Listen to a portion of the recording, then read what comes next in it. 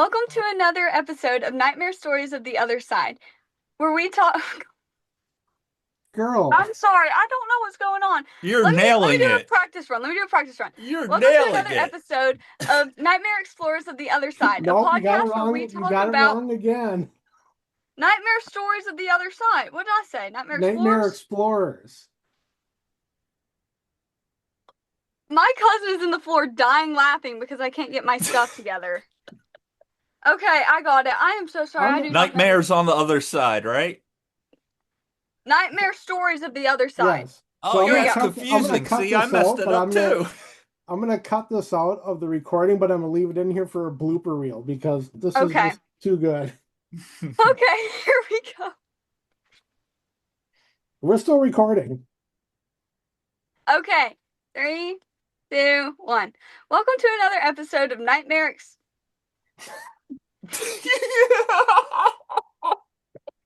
I'm sorry. It's all right. It's okay, but it's breaking the ice really good. Thank you, Jada. I am so Appreciate it. sorry. This never happens. Normally, I just breeze right. Okay. Composure.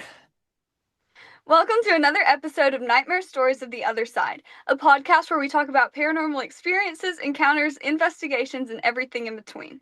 I am your host tonight, Jada Sellers, and this is your co-host Matthew. And Matthew, would you like to introduce us to our guest? Yes, tonight we welcome in Robert Earl White, who is a paranormal investigator, researcher, and host of Paranormal Unearthed as seen on Travel Channel, as well as a member of the Jersey Unique Minds Paranormal Society. Combining historical research with first-hand paranormal investigations, he explores haunted locations, uncovers forgotten stories, and examines the unexplained phenomena that continue to intrigue people around the world. His work is dedicated to preserving history, documenting paranormal encounters, and seeking answers to some of life's greatest mysteries. Welcome in, Robert, and tell us a little bit about yourself. Thank you so much, Robert Earl White. I see my name is wrong. I forgot to change it for Zoom. Order of Light, that was my old thing. I was really big into the whole UFO. I was a UFO whistleblower, aliens, extraterrestrials. I started doing that in 2020. Did that for about 5 years, made it all the way to the top. Everyone that you know, I've met them, I know them. I know it's all BS and it's all lies. So I left that community and then I went back to my true love, the paranormal, and I said, I just want to investigate. It started like 2004, 2005, 2006. I was in high school. The show's Ghost Hunters just came out, right? I got the real expensive K2 meter where you had to put a quarter in there, a Okay. digital voice recorder. I had a Sony Handycam with IR, which that was a big deal back then. Oh, I'm And sure. I just started investigating. Back then, it wasn't really a popular thing. Ghost Hunters was the only people around, and most people weren't watching it during the first 2 or 3 seasons. So it was really cool. I could just basically almost get access to anywhere as I want. People weren't really capitalizing on the haunting franchise yet. So, like when you just went to an old historic hotel bar and you're like, can I look for ghosts? They're like, I don't care. Go ahead.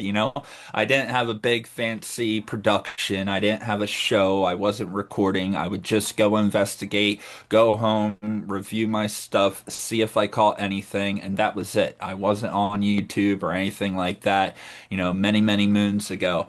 So yeah, about recently, August of last year, I started Paranormal Unearthed, and I just started investigating. The former guy I used to work with, he came from the whole UFO world, and we got together and started doing that.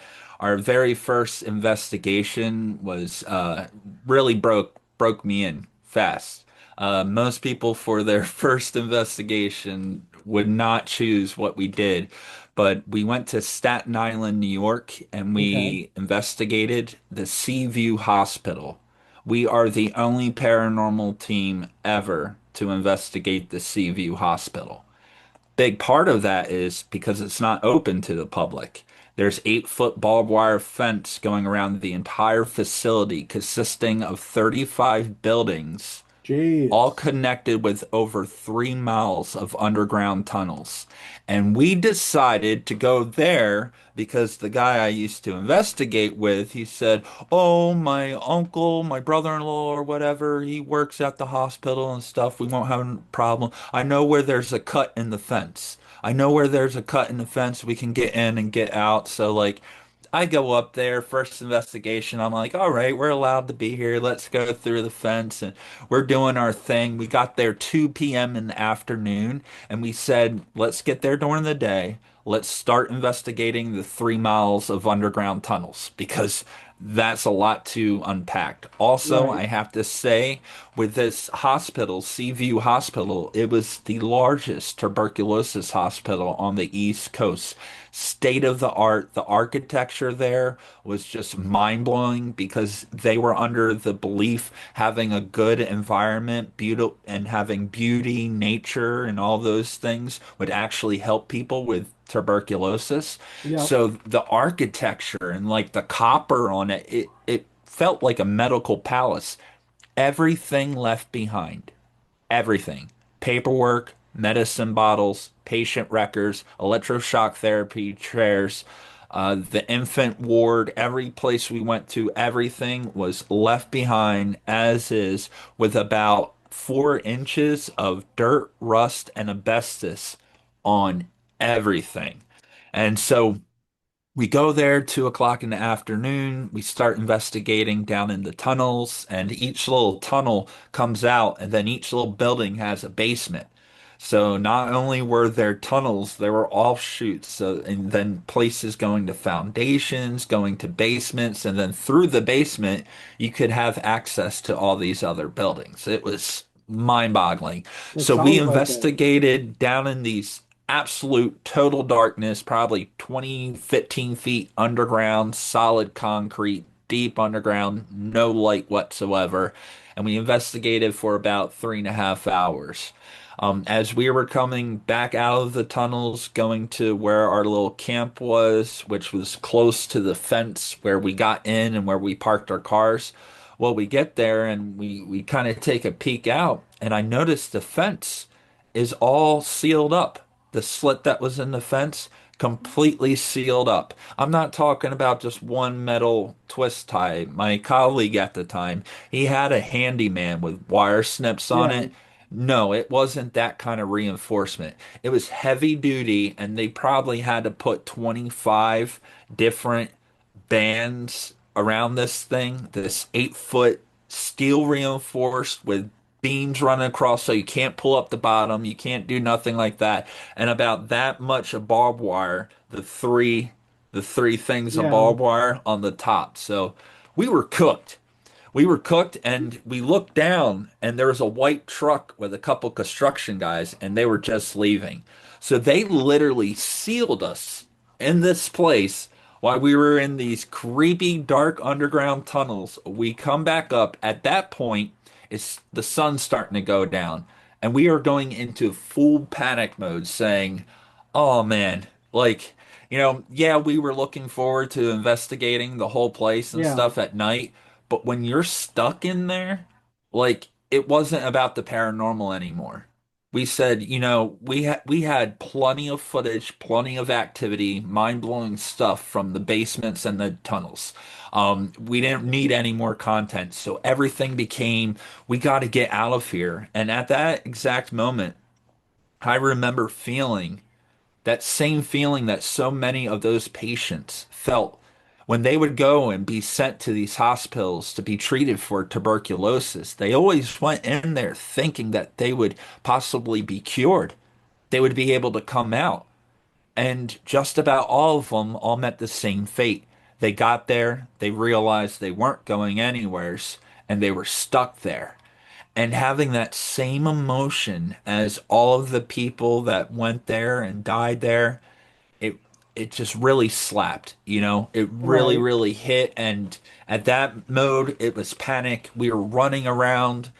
So we went back. We had to find a way out. We knew we had to find a ladder or something light enough to carry through this whole entire asylum hospital place to get to a fence, something tall, and we knew we needed something to throw over the barbed wire because, I'm not Yeah. made out of steel. So we spent probably a good 2 hours. We were going into every little nook, room, and cranny looking. We were hoping to find bolt cutters or tools or an axe, just anything. We eventually, down in the tunnels, we found an old A-frame ladder with metal sides and wooden steps. It was probably from the 1950s. I would assume 1950s, 1960s. So we grabbed the ladder and we're going through these tunnels. So we're dragging it and there's pipe fittings in there. It's tight. Some places are tight. Well, the A-frame snapped. So we were only left with half of an A-frame. All right. But we said we'll make it work. So we got that. We're going out, and kind of towards the end, it was buried under so much asbestos, rust, and dirt. We found an old fire blanket, and we said, yes, There that you will be go. perfect to throw over the barbed wire. So we got out there. We put the half of an A-frame, which was only 4 feet. So that was still like a 4 foot, little climb you got to do. And then we threw the fire blanket over. I'm 6'8", so I'm wicked tall, super tall. So I said, let me go over first. Let me take the hard landing. I'm tall enough from the other side to reach up and grab. We had tons of equipment, duffel bags and duffel bags of filming Wow. gear. I had my drone. I was flying my drone on the top of the roof. It was pretty wild. And so we get all the gear down and then they come over and I'm taller, so I help them get down so they didn't have to fall 8 foot. When you're 6'8", 8 foot isn't that bad. But Right. when you're about like 5'5" or something like that, that's little.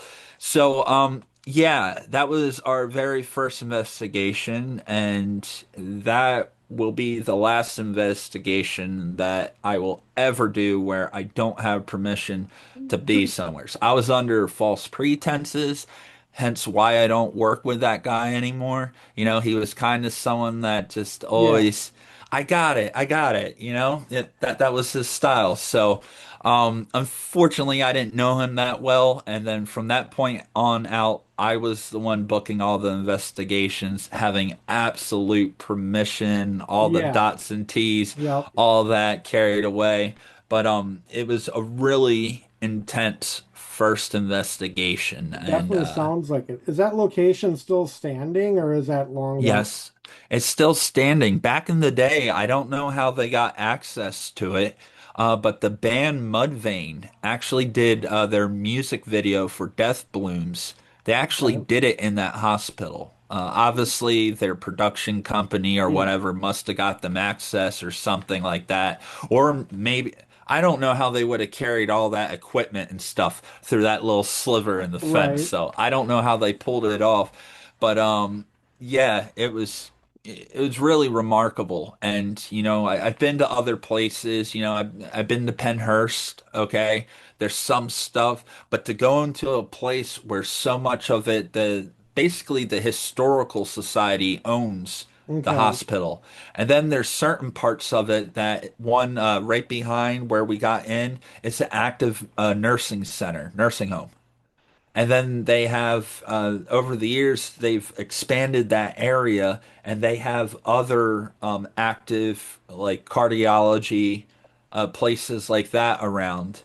And prior to the hospital and all that, it was actually the poor farm for like New Okay. York City. It was a poor Yeah. farm.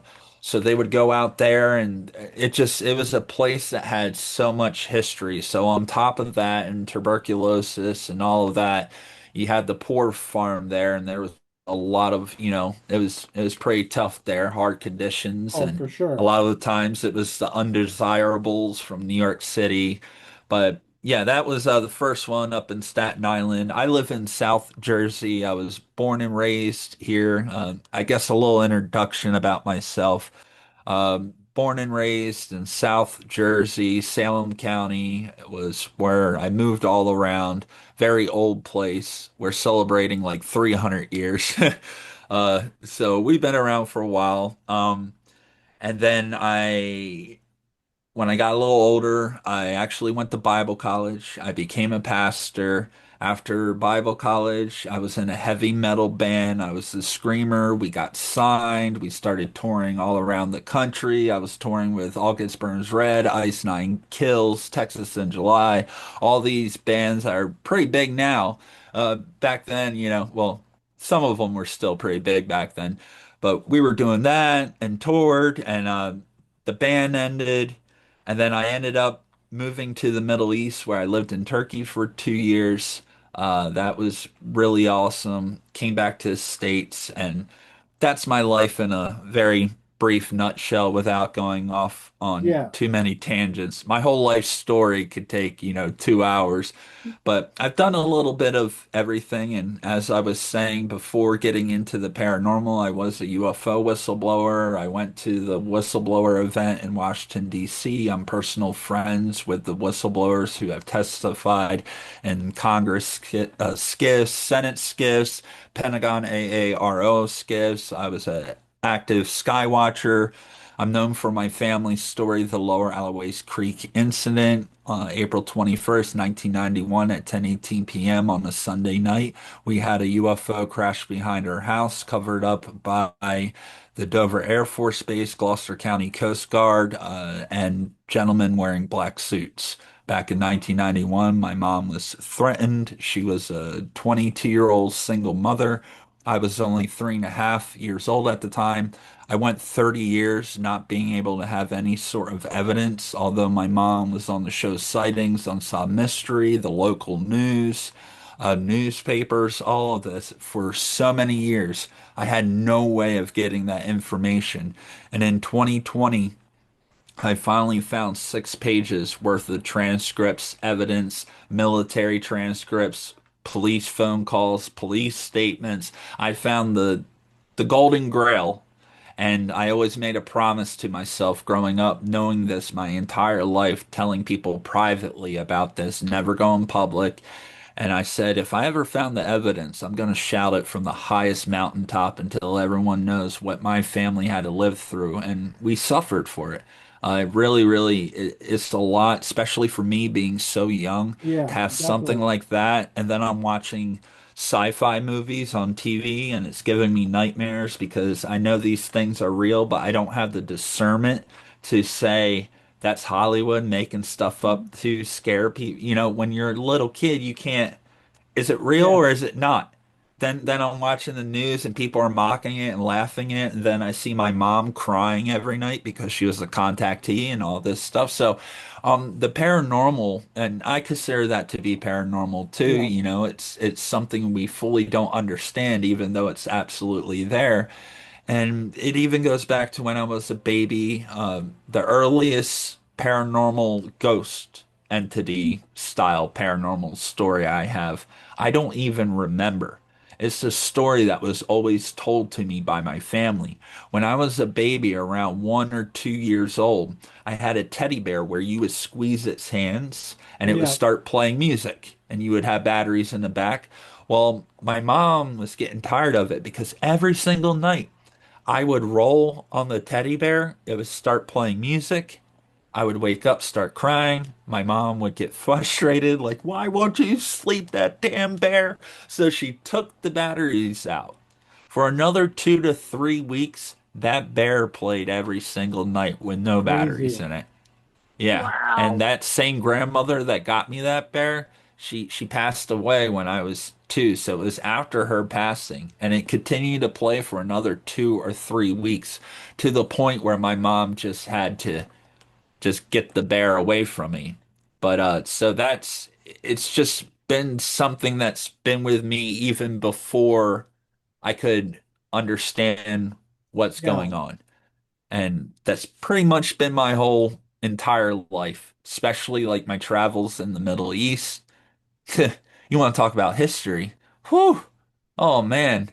Growing up here in America, we're excited to see something 300 years old, Right, something from the exactly. 1600s. Like when you're looking at things that are thousands and thousands of years old, you're just like, this can't be real. Like I Yeah. went to Göbekli Tepe. All right. It was freaking wild. I'm not, are you familiar with Göbekli Tepe? I am not.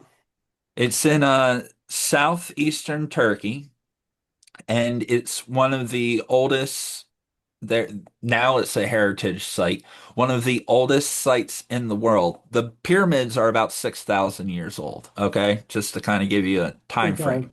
Göbekli Tepe is 12,000. Jeez. It predates even what we know of humanity. It's very close to the area where Abraham from the Bible lived, but the craziest thing was it was deliberately buried, and the same artwork on these pillars that are T's that come out the ground and stand up, the artwork, you see animals that we don't see anymore on there. You see a lot of the birds with the wristwatch, the Hmm. same things you see in South American cultures, in Sumerian, ancient Mesopotamian, the Anunnaki. No matter where you go, if you're going to India, you see all these things. Yeah, this site, and the craziest thing is Göbekli Tepe, which in Turkish, Göbekli Tepe means pot belly hill. So that's what Göbekli Tepe means. The craziest thing after going there, there's 25 other sites just like that spread out over a 50-mile radius that the world really has no idea about. They're only working on the one site. So I got to see a lot of cool stuff over there, time being a pastor and all that. I got to not experience too much, but I guess just the spiritual. And just to be Hmm. clear, I'm not a Christian. I walked away from all that. I'm not a Muslim, even though I went over there and I've actually been in a mosque. I've read the Quran. I've participated in Ramadan and all this crazy stuff. So I just I'm very open-minded to people, and Yeah. I just love learning. And anything I find good out of any religion, any sort of light that may exist in something, that's what I focus on. And I try my best to be a decent human being. So I just try to keep open mind like that. And I've studied so much. So with all of that, and then coming into the paranormal, it's kind of in a way I'm not really coming into it. I'm just now filming it and spent Okay. Yeah. thousands of dollars on equipment and fancy stuff so I can just show the rest of the world a little bit of my life and what I experienced day to day. Because in 1991, when that UFO crash, when the bear was going off, we didn't have any cameras. We had those Right. old disposable cameras, and we would Yep. always have one on the kitchen. And there was no guarantee there was any more pictures on it. It would be piled up with bills on top of it. So like it just wasn't, and we definitely didn't have money. We were farm folk. We were out in the country near a nuclear plant. Very, very remote. Even though it's here in New Jersey, I pretty much live in the Alabama of New Jersey. It's very, very country in the area I come from. It's nothing like the Jersey Shore, nothing like North Jersey. It's when people come and see this area, they're like, we didn't know parts of New Jersey like this existed. So, for the most part, a lot of the investigations I'm doing, I've really been going out of my way to do local investigations with Paranormal Unearthed and documenting that, going to places that are local to me that no paranormal team has ever investigated. Most people don't even know its history, and I'm trying to help. A lot of these places are small businesses that have shops in these very historic places. So I go there and I'm a big supporter of help local, shop local, stop giving to the Yeah. corporations, help your neighbor, I rather give money to a neighbor than uh, some oversee, something Oh, or for another. sure. But that's what I do, and I build these relationships in my community with these places, and then they allow me to come in there. I've only paid for one place to investigate, and that was Wildwood Sanitarium. And I love those guys, Zach and his wife, and in Salamanca, New York. That place is awesome. I really, really like it. But All the rest of them, I don't pay. It's all by word of mouth and just getting out there, connecting, doing events. We do a lot of events and things of that nature.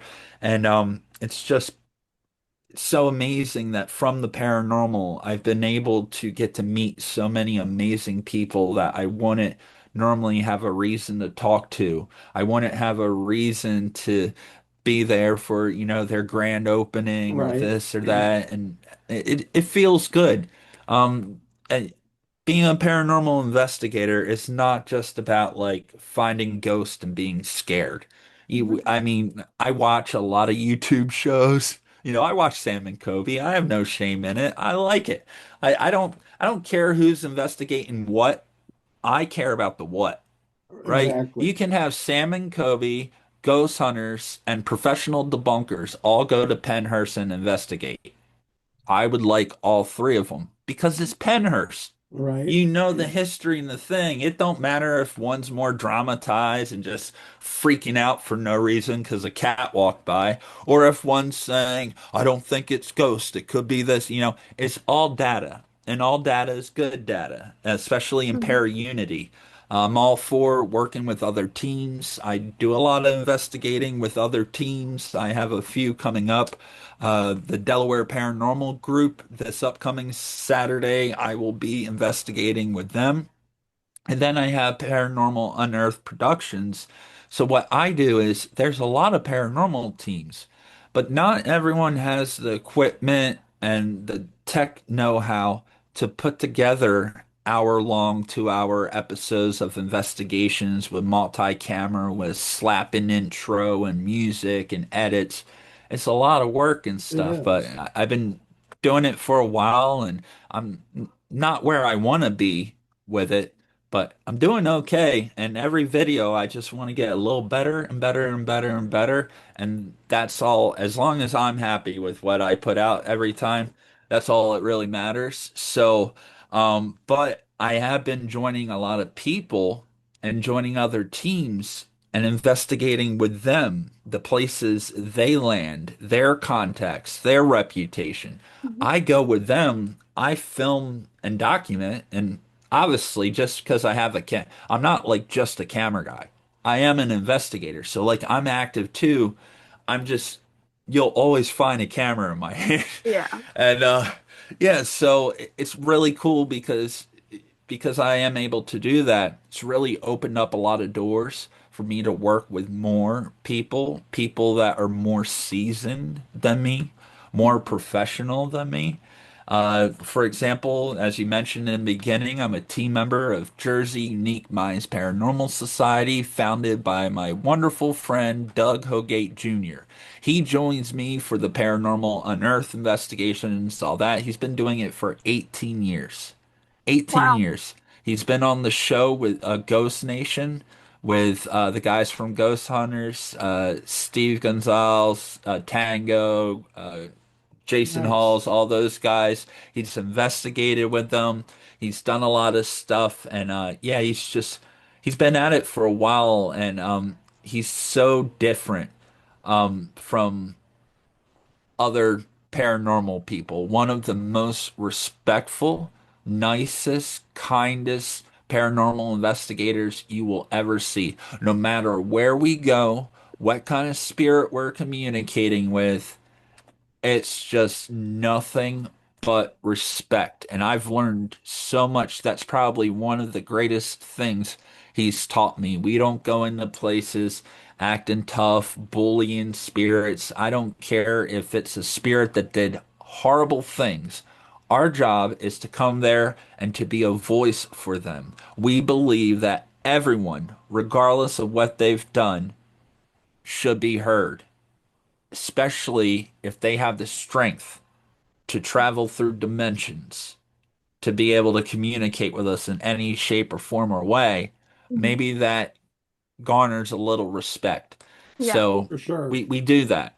And it's funny, there was literally one investigation where we had the SLS camera and Doug was standing over there and a figure on the SLS walks over to the Doug, puts him in a headlock and is holding him in a headlock. And I'm not one to like fear bait or you're like, oh, violent. Yeah, I've never encountered a demon or anything like that. The closest thing to demons I've ever seen, they have been human being.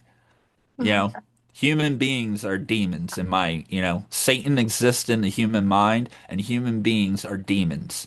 I'm more terrified than humans than I am spirits. That's the truth. Mhm. Oh yeah. Um, so I learned that in my church days. But yeah, so there was one and it was choke on him, and we're like, Doug, it's choke on. He's like, are you sure it's not trying to hug me? And he was dead serious. It's the funniest thing. And he's saying, I think it's just trying to hold me, and maybe it's not picking up. And then the figure steps back and starts punching him in the head, and Jeez. then gets down on the ground and starts kicking him and stuff. And like he refused to believe that something was being violent. And even after the fact, he says, it just didn't like me being there. Maybe it was being protective, trying to protect the little girl spirit that's known there. Like he always looks at the Mhm. positive of things. And that's one of the most valuable things I've learned from Doug and Jersey Unique Minds Paranormal Society. And they have a larger team versus Paranormal Unearthed. It's just me with whoever I want. A lot of our investigations with Paranormal Unearthed, we do something that you won't really see a lot of teams do. We allow the homeowners, the business owners, the employees of that business, really anyone, we allow them to investigate with us. That's nice. We believe they are some of the best trigger objects you could possibly have. Mhm. We recently did one for Paranormal Unearthed. It was called the Ackley Farmhouse. Local, a friend of a friend, actually have a piece back there. He's a local chainsaw artist. He makes awesome chainsaw art. My family, a bunch of my friends have big pieces from him. Always heard about him. He lives on the Ackley Farmhouse, which was a huge potato operation going back a very long time ago. He's fifth generation in the house. So we investigate there in his living room with him and his wife, and as he was just talking about certain family members and memories, it was as if those people would come in. Not that they were stuck there. He would be talking about it, and then activity would start to happen or knowledge. We even got a woman's voice saying Ackley through our spirit portal, which Wow. was nuts to hear actual voice like that. But that situation, all the spirits that were there, they're all of his loved ones. His aunt that he took care of her in her final days, she was 96 years old. She was born in the front room of the house and passed away in the Wow. back. And it was Aunt Lillian. She was one of the dominant spirits there. And it was so amazing giving him and his family closure, like being able to have that. And we've had a few investigations. um, our last one on Paranormal Unearthed, the last one, the Crystal Hive, it's called. Very sad. And this is going to be the last thing. I'll open it up for questions, but this just blows my mind. And the video didn't do that good because I didn't want to market it the wrong way. Mhm. Yeah. When something's so sensitive.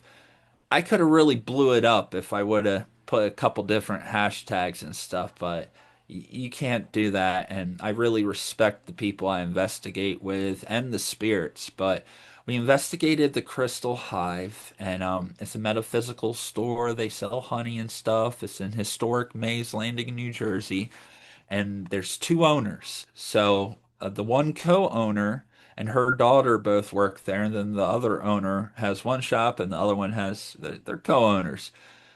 So during the investigation, the one co-owner and her daughter was there, and the other.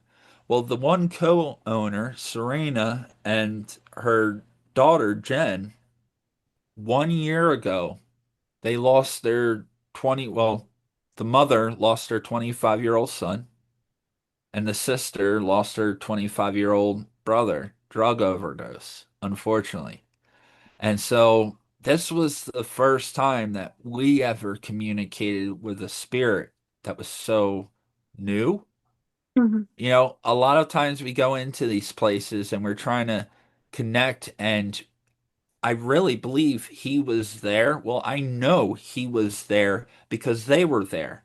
because the first half of the investigation, they were talking to him directly, and he was very, very flamboyant. Okay, Mhm. he was gay, proud, loud, all that, a lot of pride. Mhm. That's one thing I've never had in a spirit.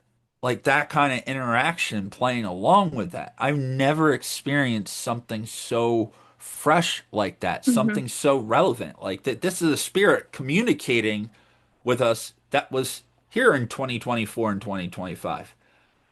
It's very, very Yeah. different. And so we do the investigation, all the equipment's going off. He's interacting with his mom and sister and all this.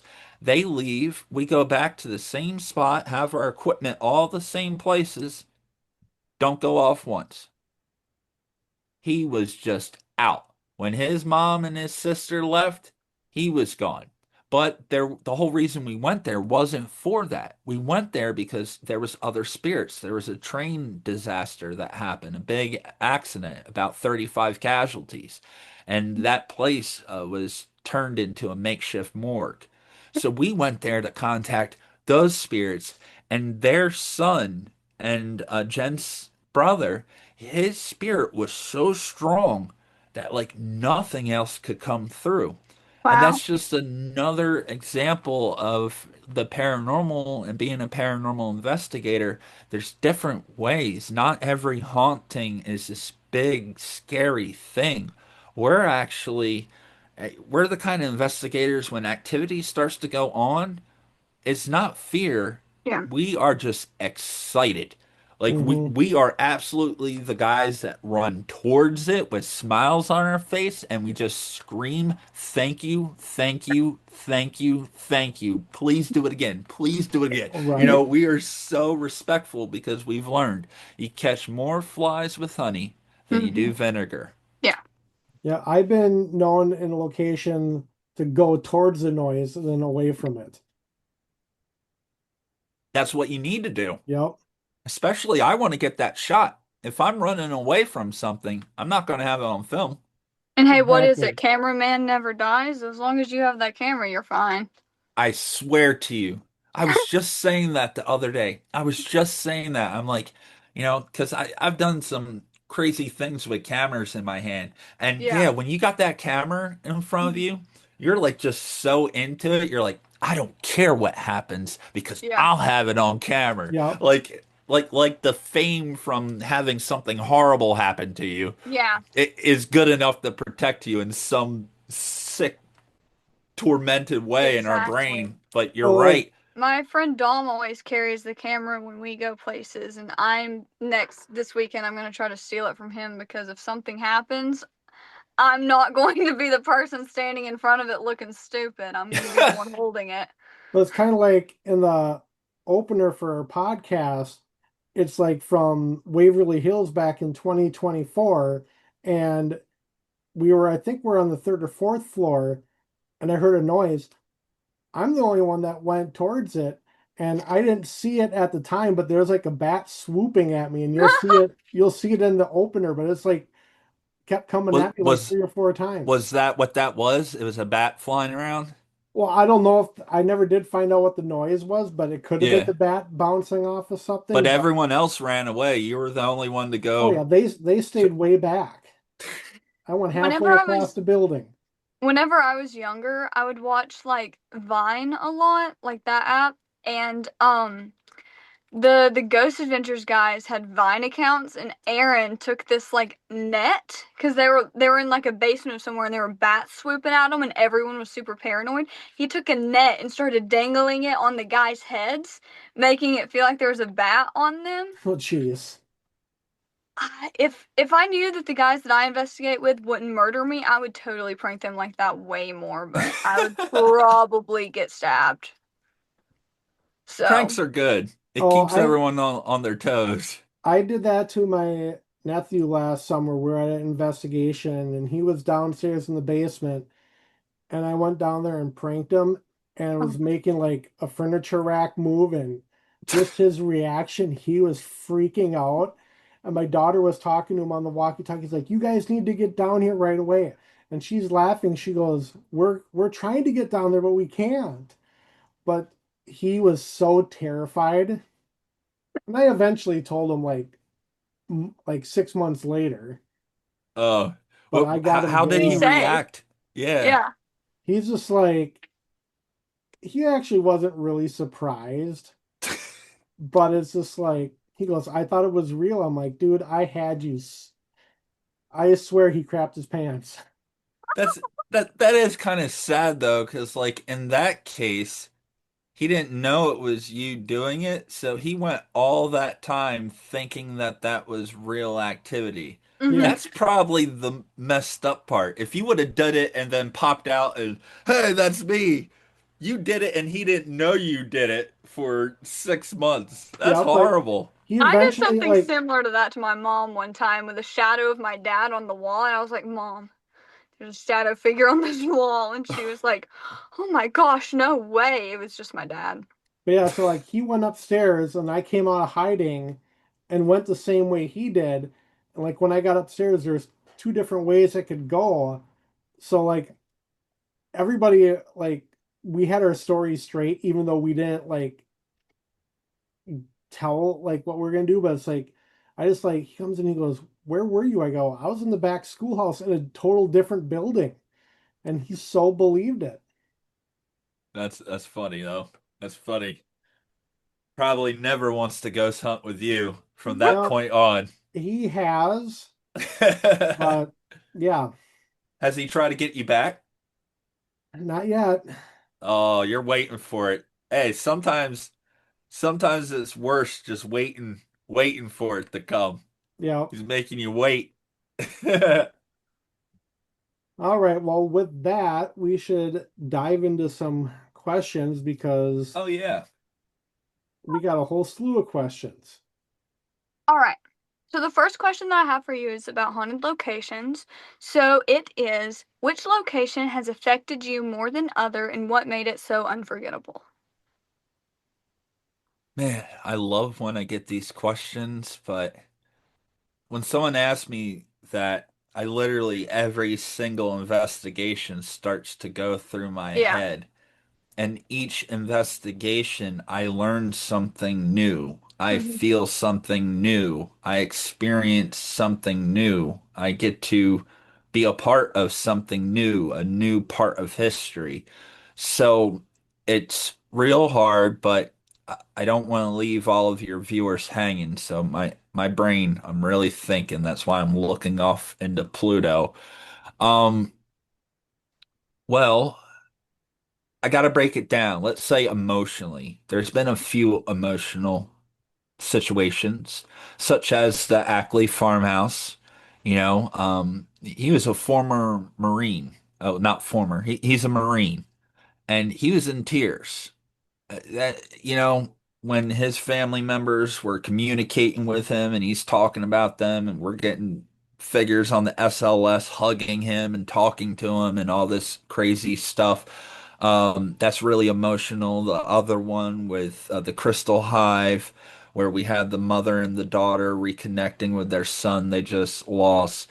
Cases like that from emotional standpoint that impacts me. I've never had a spirit like emotionally impact me, you know, but seeing the emotions of human beings communicating with their loved ones and things of that is that makes me feel something.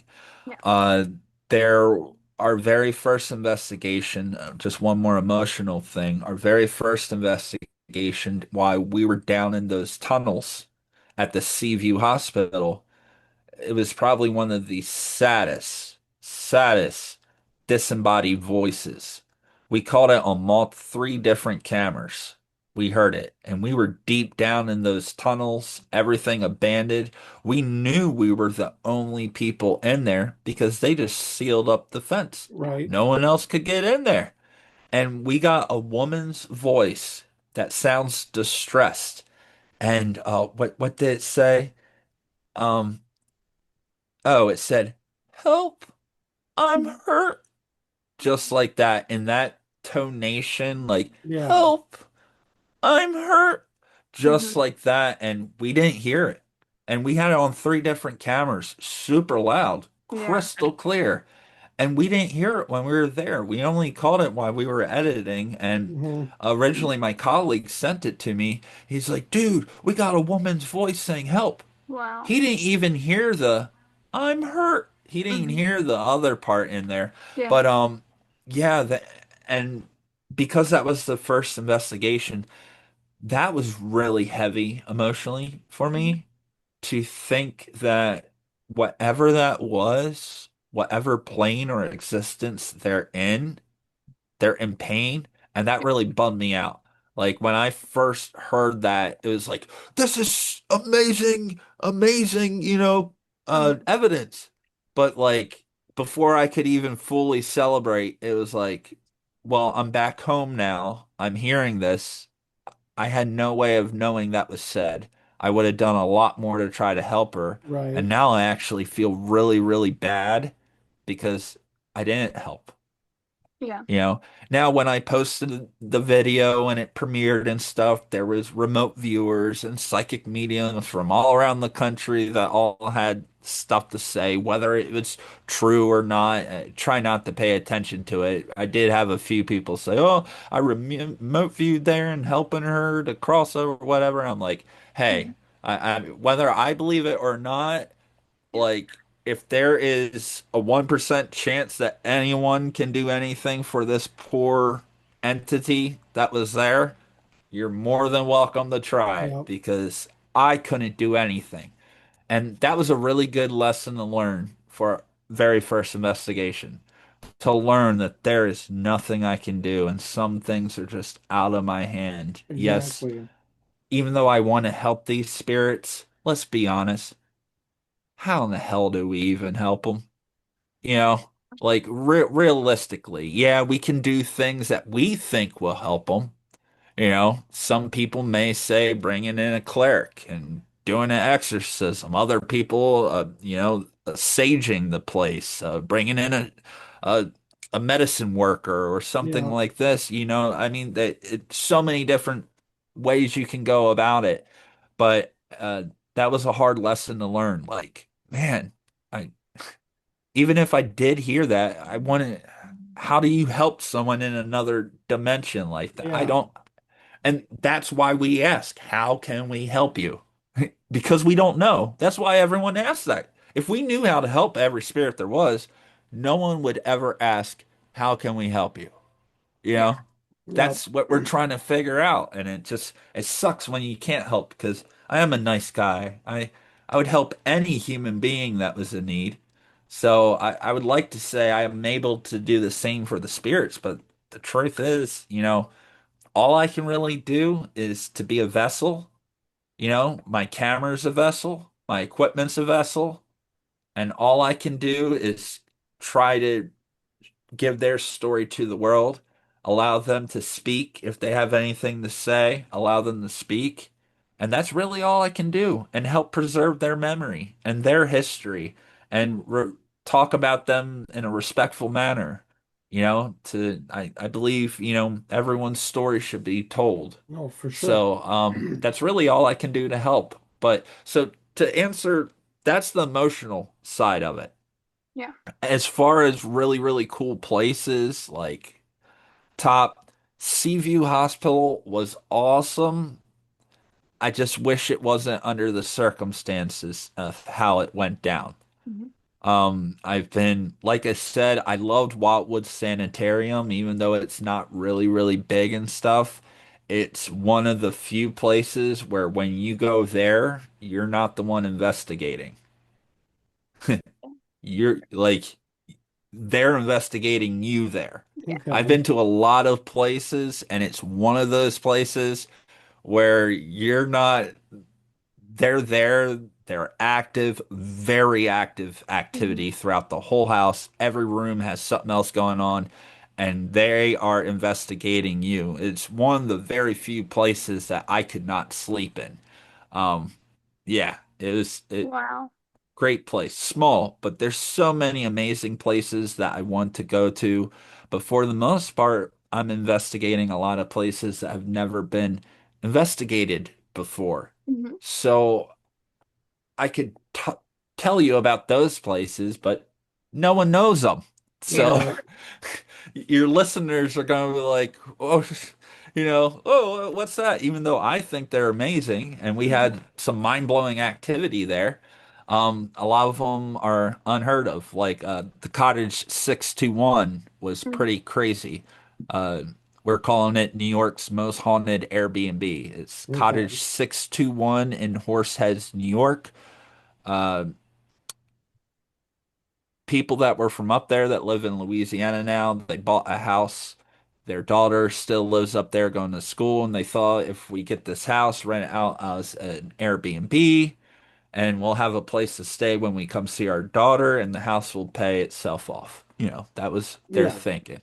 Right off the bat, the house is built 1950s, no deaths in the house, nothing strange. There is an old canal and native lands and stuff in the area and blah blah blah, but nothing, no reason at all why this house should be haunted. So the Interesting. owners went on TikTok and just put a plea out they said, whatever. I talked to them, contacted them. They allowed us to go up there, stay the entire weekend for free. They allowed us to come there, open up their place. We kept in, we had a interview just like this with them before. As soon as we got there, I set up the computer, talked with them, got that, and that place was insanely active. Not the first night. Friday night, absolutely crickets, nothing. Saturday night, everything just went haywire. The Friday night, we were Saturday during the day, we're like, where are we going to tell the owners? They let us come up here. They were so nice, opening up their doors, and we're going to be like, sorry, we got no activity. If our equipment's not going off, we're not getting any signs, we're not hearing anything, feeling anything. How are we going to break it to them? Right. But fortunately, Saturday night, it it just cooked, and it cooked for a good 5 hours, and then it just stopped. Yeah. So, like 5 hours of constant activity.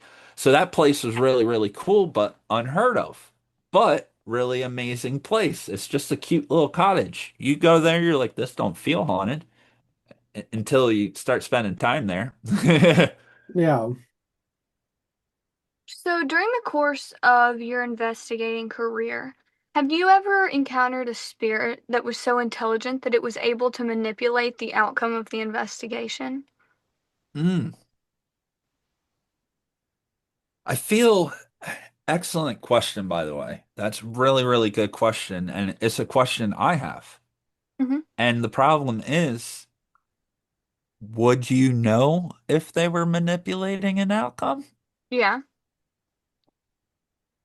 You know what I mean? Like, Yeah. now No, I you do don't. see, like, for example, you go to a place, it has this history, Yeah. right?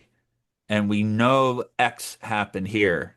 And then you have a spirit or something trying to communicate, or maybe your devices and stuff are throwing stuff out that really doesn't go with that. Hmm. Maybe manipulating in a way to take your attention off of the real spirit that's there to make you think something else is going on. I have kind of seen that or felt that, but it's one of those things where it's so hard to prove. For all we could know, every investigation is being manipulated, you know, Hmm. by the spirits, by our equipment. We only can trust so much, and we try our best to debunk by doing readings before. And when when our equipment does start to go off, we try to make them do it on command and timing and one, two times, stuff like that, just to try to set that bar. But there has been a few times where I was thinking that same question during certain investigations where you kind of feel like you're being pulled around, like misdirected. Hmm. Yeah. That's a good word. Misdirected. Like, a lot of times we experience this all the time when an entity doesn't want us in an area. Yeah. Like This just happened on the last Jersey Unique Minds Paranormal Society's video that we did. It was a tattoo shop and apothecary, really cool. The illustrated woman apothecary, really cool episode. But there, whatever was there did not want us going to the back of the building. So we would be up front communicating. We would go, we would start walking towards the back, and literally every step we would take, our equipment in the front of the shop would start going off. And obviously, we would stop, pan the camera, and then we're like, all right, that's done. Let's get back there. And then again, and again, and again, like purposely trying to, hey, Yeah, come up here, Mhm. like a matador, Yeah. yeah, Oh, our REM pod's the matador. So, I have experienced that, but who knows how the spirits can manipulate outcomes. Yeah. And for all I can know, every investigation I've ever done I could have been manipulated in some way that I'm unaware of. You know, I'm not on their dimension and where they are, so I don't know what they're up to. I just hope they're being transparent with me. Mm-hmm. But you really never know. You never really know. Good So, question, though. thank you. So, during the course of an investigation, have you ever believed that like your physical safety was at risk because of the activity going on around you? No, no. No. Okay. The only time like safety was concerned was when we got locked in the Seaview Yeah. Hospital. Yeah. That was scary. Yeah, Okay. but that wasn't spirits. That was human beings. Mm-hmm. Yeah, like you said, they're way scarier than Yeah. the spirit. Sometimes we're going to ISS next month, I think, and all I've heard about that place is that there are what are the What ISS squatters, Fest? squatters. What? Indiana What? State Sanatorium. There's a lot of Oh, squatters there. that's the one in the cross, right? Yes. yeah, Yes. Oh, Yeah. We were watching a video there like the other night, and the bats. There's a lot of bats in one section of it, so but also a they little they bit don't concerned. have stuff locked so squatters can't get in there. Doesn't someone rent that out and control the yeah. property? They do rent it out, but like basically from the main road, there's like just a small gate where like anybody Yeah. can walk around it, and it's like surrounded by woods, and there's at least probably a minimum of 40 access points in there. So you can come in Uh, from the woods on the backside of the building and get in there. It's like all Yeah. open. Yeah. which that's scary, like what you're Really saying. scary. And that's like when I did the Pine Barrens. I did the Pine Barrens and Hmm. like yeah, we were going out there. We went, of course we went out to go for the Jersey Devil. I don't Yep. think anyone's ever going to get the Jersey Devil on camera, but hey, we had to try. And I wasn't just looking for the Jersey Devil. I was looking for other cryptids, Yeah. Yeah. just anything. You're deep in the forest, the Pine Barrens, you really don't know what you're going to come across. But the location that I chose was an old abandoned mill site from the 1700s that's Wow. completely overgrown. A lot of locals don't even know it's there. It's completely forgotten. The only way to find it, you have to walk in on a train track that goes over water, and you walk in, and then you eventually have to go off onto this peninsula. And there was a marsh on the one side and a lake on the other, so it made a natural like peninsula. And I'm like, well, if Mhm. you're a cryptid, I was looking on the ground and I saw a lot of deer footprints, coyotes, stuff like that. I'm like, if there is actually a cryptid, this is a natural choke point. So our Yeah. area of investigating is just a little sliver versus this mass open Yeah. woods. You got to Yeah. triangulate and get it with water on both sides. All creatures need a little water. So Yeah. I thought it was good. So we set up at the there was old fireplaces and old limestone foundations still existing of the buildings. And we had some activity there because it was an old mill and someone's place and all that. But Yeah. nothing too crazy. But the scariest thing was just being out there. And it's not too far from a really dangerous little town.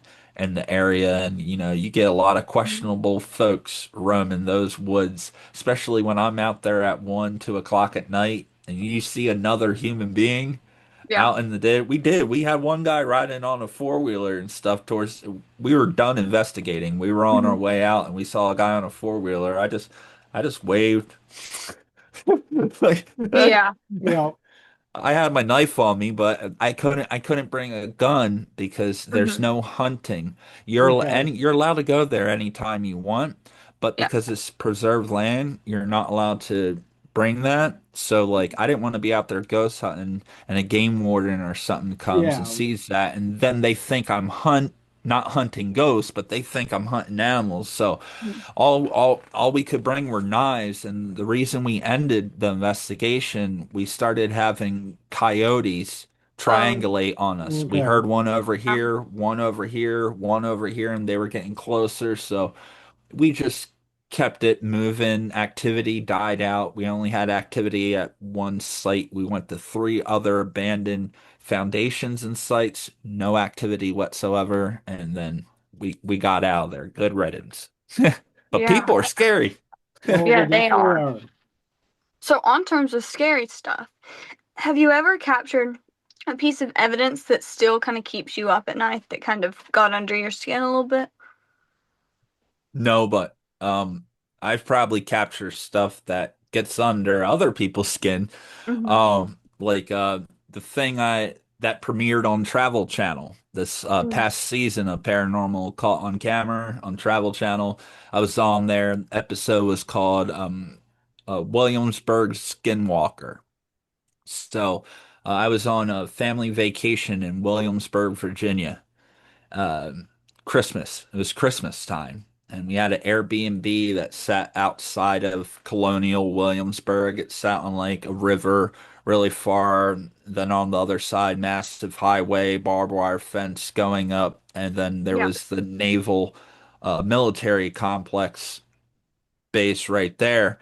And I went outside after a long day of pushing my mother-in-law in a wheelchair all on cobblestone in Williamsburg, which that's awesome. Uh, I go outside to have a smoke on the back porch, and I hear bipedal footsteps in the leaves, and the porch, the back balcony was about 10 foot off of the ground, so you could like see down, Yeah. and it was sloped down, and I heard footsteps coming towards me. I'm like, what is this? So what I did, I got my video, and I already had my flash on, and I just started recording to use my phone's video light to Mhm. see if it was an animal, something, whatever. And second I turn it on, all I see are two big red orange-ish eyes looking at me. Some sort of body, I can't really make it out. It's just looking at me. It disappears. I hear it run probably 30, 40 feet to the right of me. And Mhm. then I didn't stop recording. I'm still recording. And then the eyes reappear. At this time, they are white.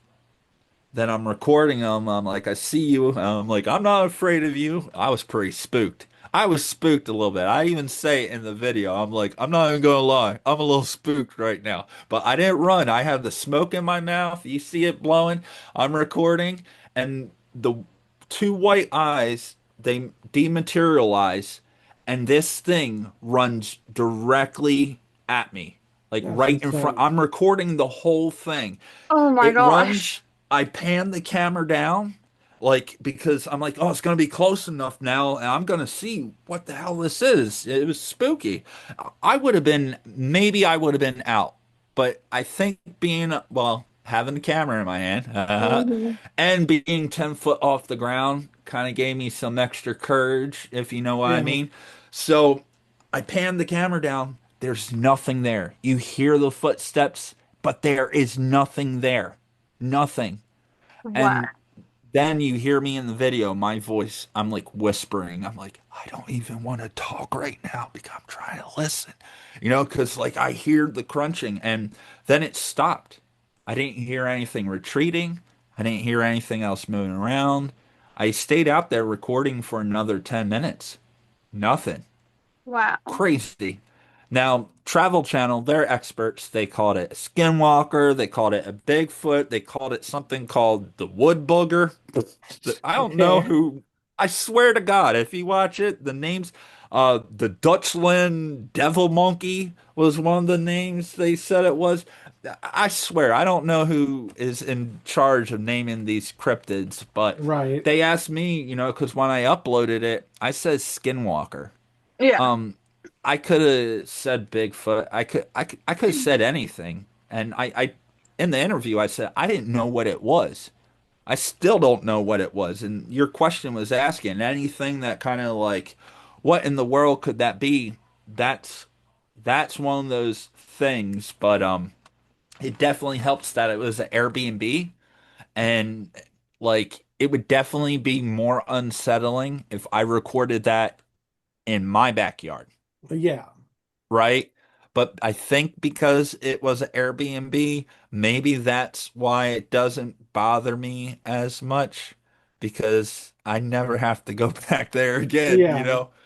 But yeah, that was a pretty wild Sounds experience. like And it. Sounds like I it. was recorded a lot of shadow people, uh, quite a few, and they always confuse me a little bit, Mm-hmm. just trying to put together like how does that physically exist and like trying to understand the composition of like what molecules have to form together in the spirit world for us to see this shadowy Yeah. entity just Yeah. standing there. Like those questions boggle me a little bit, but honestly, after spending so much time in the UFO extraterrestrial communities, Hmm. nothing really phases me anymore. I've heard everything. I was So like right now it's like kind of funny when you were talking about that. Like I have woods outside my house and I keep looking out the window because like I've been hearing like something in the woods this whole time you were talking about the oh cryptid, God. but I'm sure it's probably just deer or turkeys, but it's like so loud and just the timing of that. That's why I kept looking out the window. I'm like, what's going on out there? Getting spooked. Like I said, it doesn't scare me, but it scares other people. He's looking, but at first I thought it was deer because during the day I saw deer running in the same area. But deer have four legs. They have a Yeah. very distinct gallop. What Yeah. was so weird, it was bipedal. Crunch, crunch, Oh. crunch. Yeah. Like, you know, two legs. Weird Mhm. and very tall. The thing had to be anywhere from 7, 8 foot tall That's because Wow. insane. the following day I went to the same spot where I recorded the video and I took a photograph of the same tree, the same everything during the day Hmm. so you can take the footage from the night and see that's how you know something actually happened. When Yep. something actually happens to you and you're there during the daytime, you want to see that terrain. You want everything. And that's how I was able to determine how tall this thing was. It was very, very large, very Yeah. tall, which it's crazy. Wow. That's that's crazy. Have you ever Hope nothing encountered? gets Matthew. If you hear something start knocking on your window, you grab that camera and you record it, Matthew. Oh, for sure. My camera's like right behind me. And if it Grab gets you, just make sure the camera's on you. Yep. grab your webcam, film it live. That There you would be go. nuts. Oh my gosh. So, would you say that your first encounter was with the teddy bear, or had anything happened before that? Um, technically, that would be the first paranormal encounter I Okay. ever had, even though I had no knowledge of it. I had a lot of other ones. Right around when I was 9 years old, I had so many little minor ones, but this one was probably the most terrifying. Keep in mind, I was 9 years old, and I may not be afraid of things now, but I most certainly was back then. I was a little kid. One day I woke up, and I'll make it quick. 9 years old. I woke up, I wasn't feeling so good. So I stayed home from school. Yeah. My stepbrother and sister, mom, dad, everyone went to work. I'm just chilling in my boxers inside the living room. It's probably around like 10:30 at this point. I'm starting to get a little hungry. There's snow. It's winter time. There's Mhm. snow all outside. So, I was 9 years old.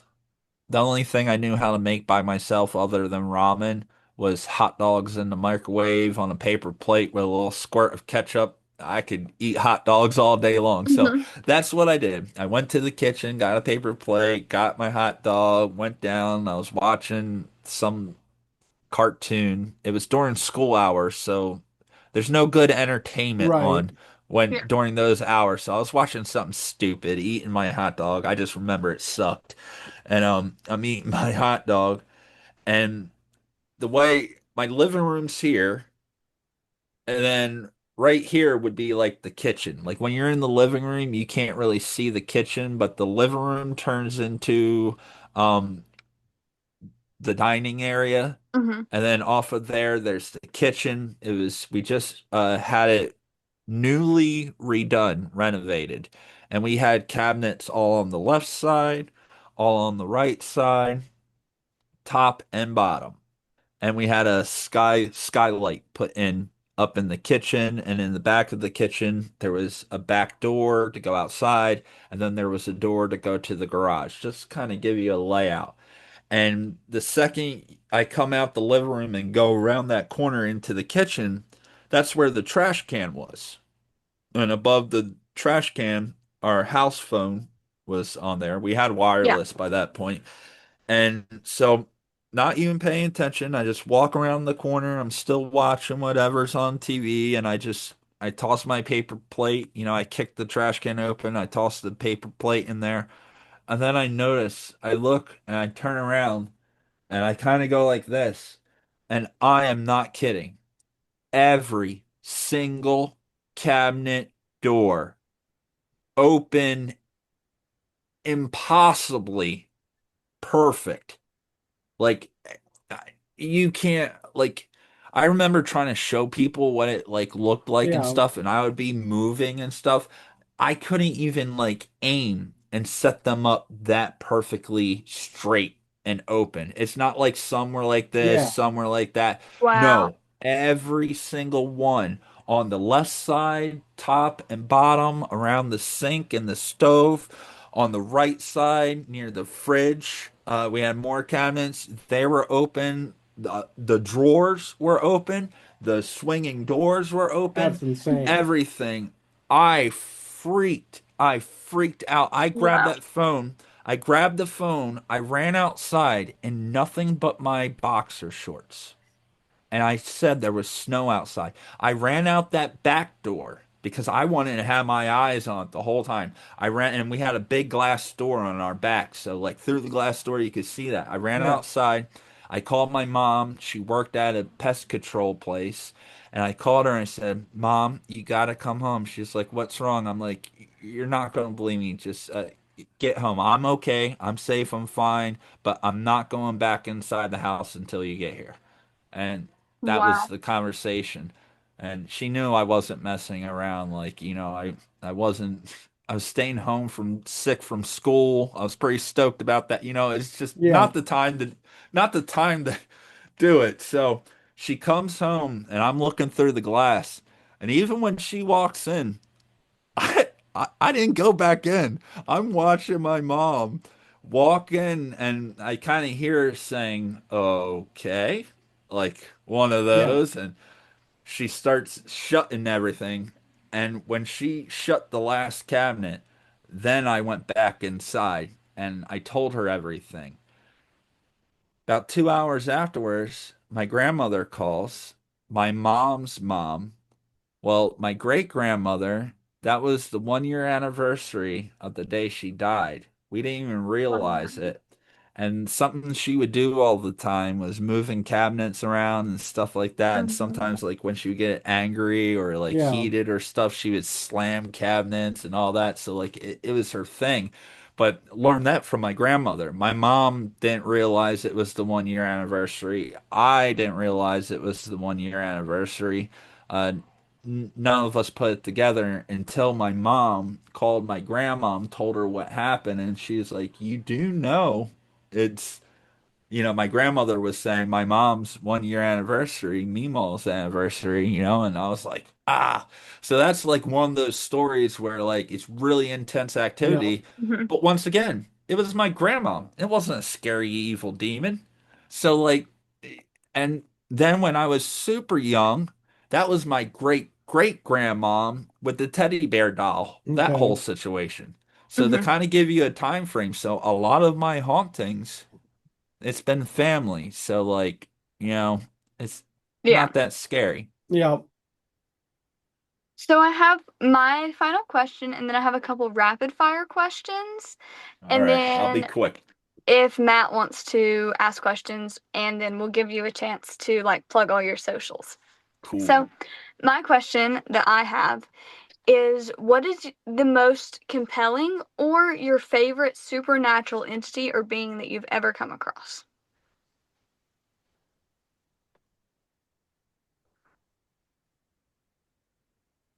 Oh,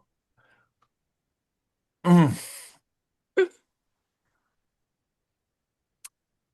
I don't know if I want to go into it. I have an answer, Mm-hmm. definitive answer.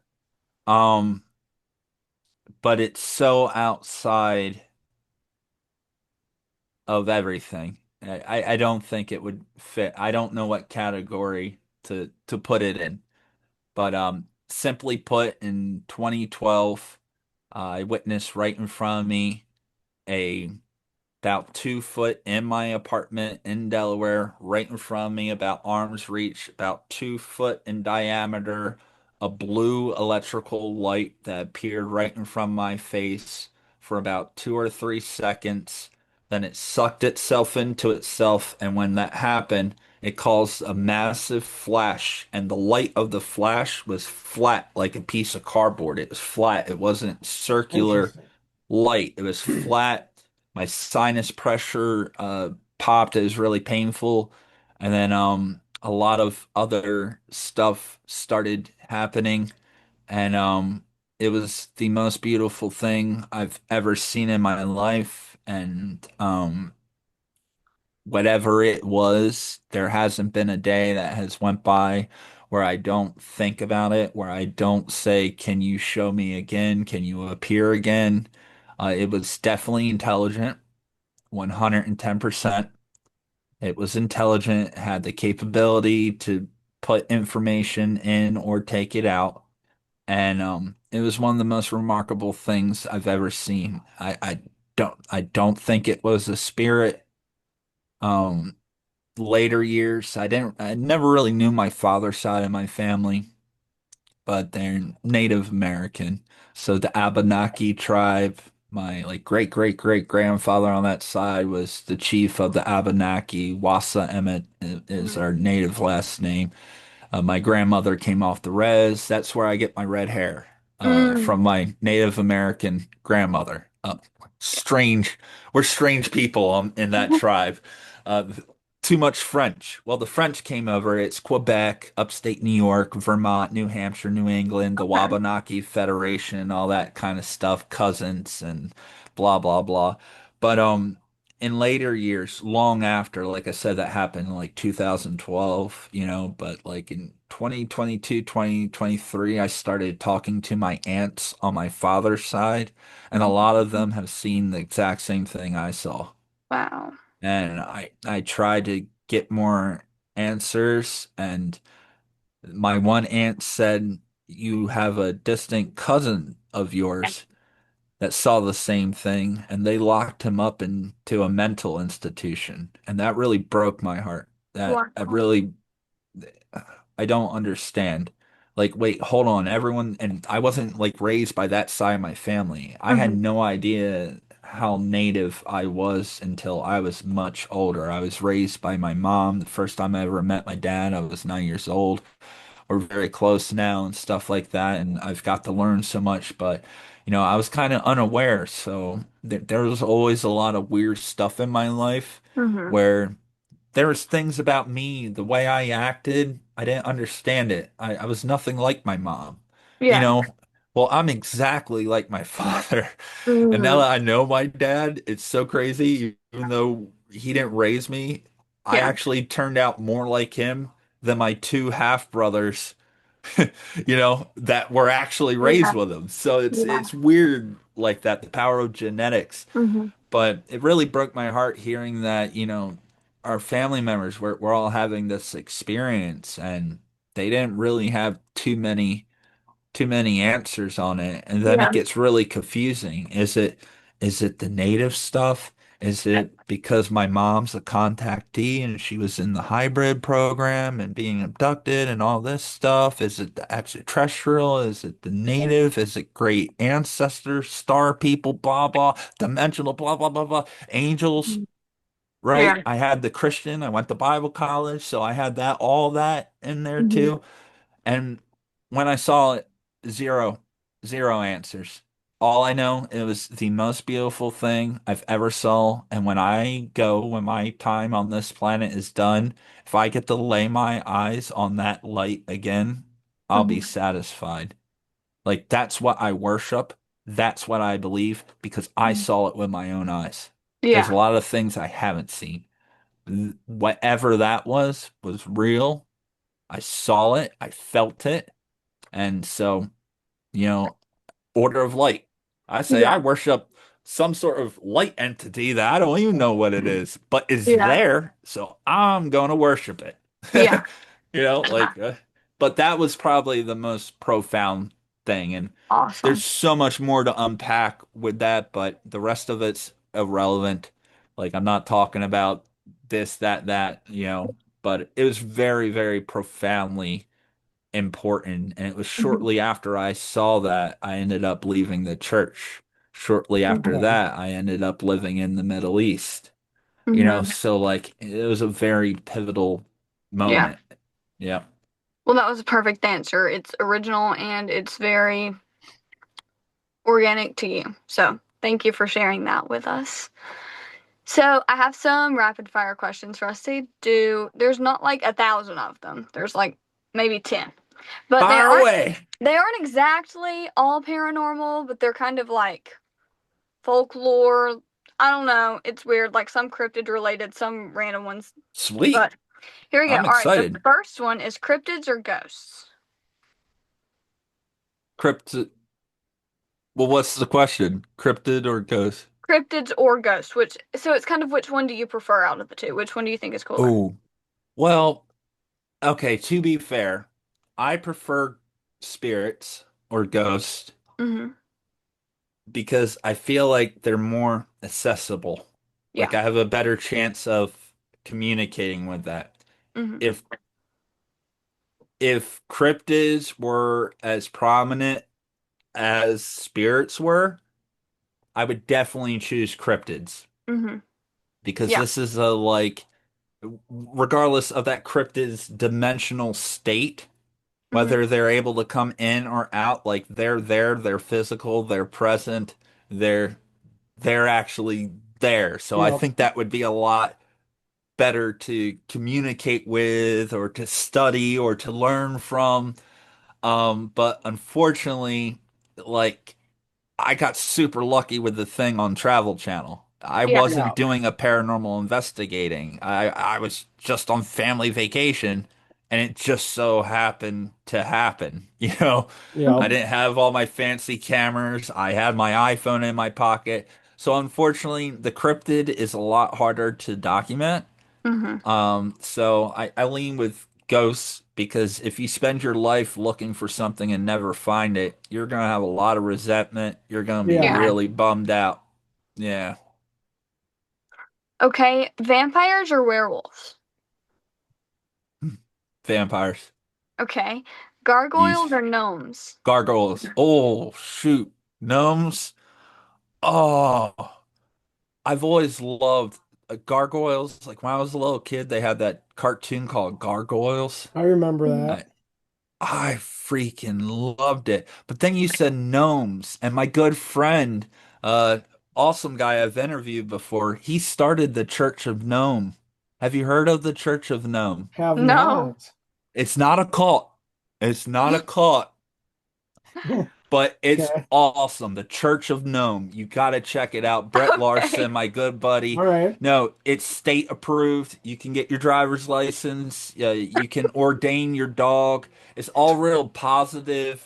Like everything they talk about, you would believe, but it's an inside joke. Like we're not a cult. Like their commercials are super culty, but Hmm. it's all like an Interesting. inside joke to get all the benefits of having a religion without any of the stupid sacrifices. Yeah. It's awesome. Church That of does sound. Nome. So shout out to my friend Brett All Brett right. Larson. I know someone that created a cult. I mean, it's not a cult, but they have a gnome and they're like, "Bless you by the beard of Bingus," and they wear little gnome hats. You can get your driver's license. It's hilarious. It's gnome culture. That's so Okay. funny. That's something So I'd do. That sounds fun. yeah, you see why I was torn. I love Yep. Mhm. gargoyles, but I really like gnomes too. Yeah. So. But, All right. Haunted yep. prisons or haunted hospitals?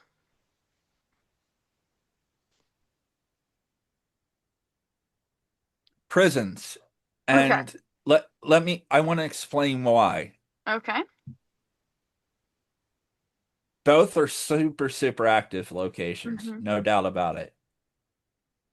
I've spent my physical life so much time in hospitals. I've never been a fan of them, Hmm. watching loved ones pass away in and out, and Yeah. I'm just not a fan of it. And then I love investigating hospitals, but going in there and still, it's still a hospital Yeah. versus like a prison. I haven't been to prison yet, yet, Mhm. thankfully. But but like so I feel a little bit more comfortable there because I Yeah. don't have when I go into an old jail or an old prison, I'm not having memories of, Yeah. my Yeah. loved ones sitting behind a bar. So I don't have that same emotional connection like when I Yeah. felt really butthurt when I was at Seaview and I heard that woman's voice asking for help and it really impacted me. So that's why I would say a prison or a jail, just because, it's easier on my soul. Hmm. Okay. Good answer. Haunted battlefields or haunted battleships? Oh, Ooh. battlefields. Okay. Aliens or Bigfoot? Oh, what if they're one and the same thing? I've That's been a good wondering the Dimensional same question. thing for a beings. No. while. Yeah. Hey, Bigfoot sightings, UFO sightings, strange disappearances all happen within the same radius of the same area. So Yeah. maybe the Bigfoots are just the portal gatekeepers for the extraterrestrials or something. I'm Yeah. just throwing it out. Yeah. I don't know. Don't quote me on that, but kind of one in the same thing. Okay. Okay. I understand where you're coming from. I've So, recorded some people say I recorded a Bigfoot. I don't know what it oh, was, but wow. I haven't recorded an alien. I have recorded UFOs, but never an alien. And to the Hmm. best of my knowledge, no one has. There's more actual videos of something that could actually be a Bigfoot than Hmm. there is of anything that's actually an extraterrestrial, Yeah. for sure. 100%. So, Okay.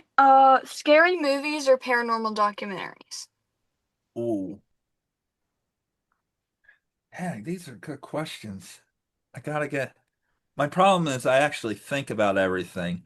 Yeah. Um, it depends on the paranormal documentary. Hmm.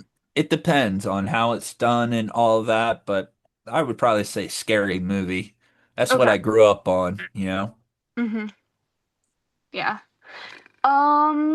Flashlight or night vision? Night vision. Night vision or thermal camera? Night vision. EMF or REM pod? EMF, you mean a K2 or a REM pod? Yeah. Okay, a REM pod. Um, Spirit box or EVP recorder? Can't go wrong with the EVP. A spirit box, you have radio frequencies and everything, and I use a portal, so I use something that's scanning through all the Hmm. stations, but I mute all the channel fuzz, add a little reverb so a little voice comes out. Been pretty successful with it, some really good stuff. But the best thing about, I feel like digital voice recorder, it's not as corrupted. And I don't use those old Panasonic ones. I Hmm. use high quality ones, so I I never get anything on my digital voice recorders. I guess my quality's too good on them. Uh, you need those old Panasonics that like it maxes out and it peaks and it sounds like words or something. Yeah. I can't afford it. The fact people are spending like 2 grand for a Hmm. discontinued broken digital voice recorder, Yeah.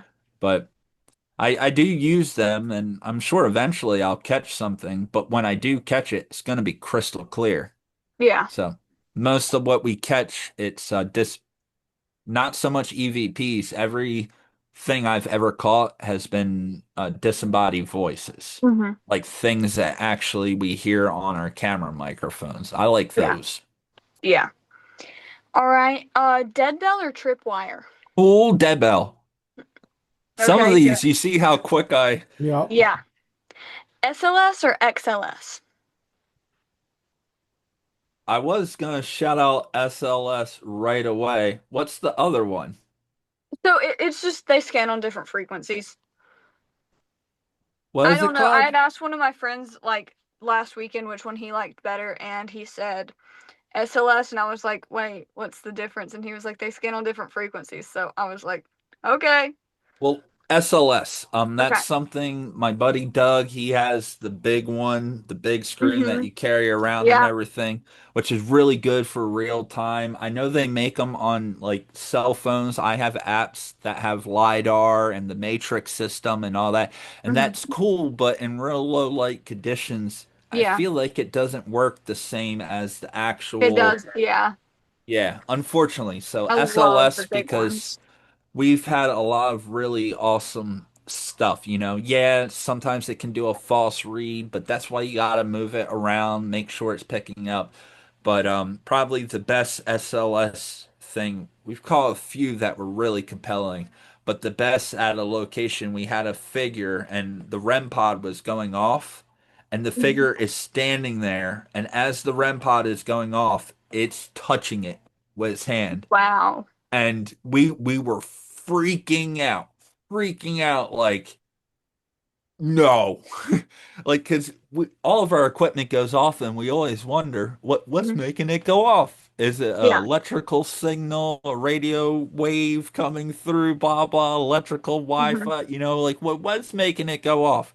But having the SLS camera, seeing that figure there, and it was almost like it was agitated of the noise the REM pod was making, and it was trying to make it stop, not realizing it's only making it louder. It was Yeah. wild. Yeah, Wow. yeah. SLS for sure. Okay. And for my final one, what is your favorite scary movie? I was just saying this. Well, scary, not gory. You can do either, both if you want. Ugh. I was just saying this the other day. I could just shout out a bunch, but I was literally just talking about this. I don't know. I'm drawing a blank. It's hard with questions. Every time you ask me a question, my brain, I go through a whole Yeah. Rolodex of thousands and thousands of amazing movies I've seen. Um, there's the classic genres out of the big ones. When I was a kid, I really liked Nightmare on Elm Street. Yeah, that Very, was our very last much. guest answer. Yep.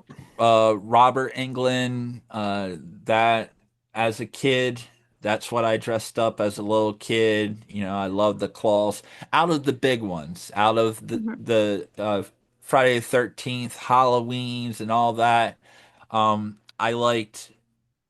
I liked Nightmare on Elm Street. I also liked the Leprechauns. I thought they were hilarious. I loved his little rhymes. Um, but I'm a real big like B horror movie. Yep. I love Traumaville, like Toxic Avenger and like Yeah. Okay. all those real like crazy old school B horror movies. Hmm. Oh yeah. So I'm kind of a hard judge. I literally like some movies because of how bad they are. Yeah. So maybe I'm not the best judge of saying, but there are a few really pivotal horror movies that I enjoy, but it's a long list. Okay. Well, I can't think. I'm going through and there's so many and there's been a lot of good new ones, believe it or not. Uh, which ones do you like? few of them. I really liked well, it was a show. It was called Widow's Bay. Widow's Bay, a new show that just came out. It was really creative. I really liked it. And there's kind of like the movie Nope. I liked the movie The Horse Girl. Hmm. That was really good. But I wouldn't really call them scary. I just find them fascinating.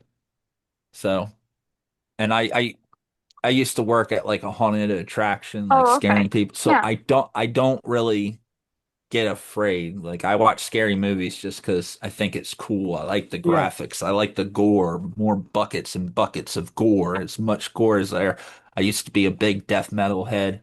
Before Hmm. my church days, before I became a pastor, I was listening to Cannibal Corpse and touring around with death metal bands. And, like I was brutal and like Hmm. going to school with Cannibal Corpse shirts with things I can't even say on YouTube.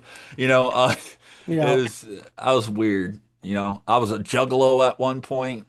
I was Wow. wild. I was wild. Yeah. Wow. I was a wild kid. And then I started going to church, became a pastor, straightened my life out, then left the church and still doing good. And yeah, I've done a little bit of everything. I've had a lot of lives. Yeah, sounds like it, but I mean, Yeah. it's so interesting and it was so awesome hearing you talk about all of your different experiences, especially like your ball of light. That was so unique and so awesome to hear about. So thank you for sharing that with us. Yeah, I'm thank you. I I don't have any more questions. Matt, do you have any? I have three questions Okay. after looking through this. So the first one is, if you could spend one uninterrupted week investigating any haunted location in the world, where would it be and what would you hope to discover? Oh, dang. See, you guys make your questions too good. You understand that that's a problem because people actually have to think. They're not just like watered down, know nothing questions. They're Yeah. actually good. Oh man, a whole entire week, free reign, investigate. Like the place off of Padova Island, but I hate Italy. I've been to Italy before, and I hate it. Why do you hate it? It's stupid. I don't like the people. Um, Okay. the Well, it's very different over there. Like everyone's too quiet. Like Oh, okay. Italians over there are nothing like Italians here. And like in America, Italians are like some of the loudest people in the room, very Yeah. loud, bigger Yeah. than life. Over in Italy, you can hear a pin drop outside in a park. Like they know who the foreigners are by how loud they talk, and they just Oh, really look okay. down at anyone. Where I Wow. lived in Turkey and I had the time of my life.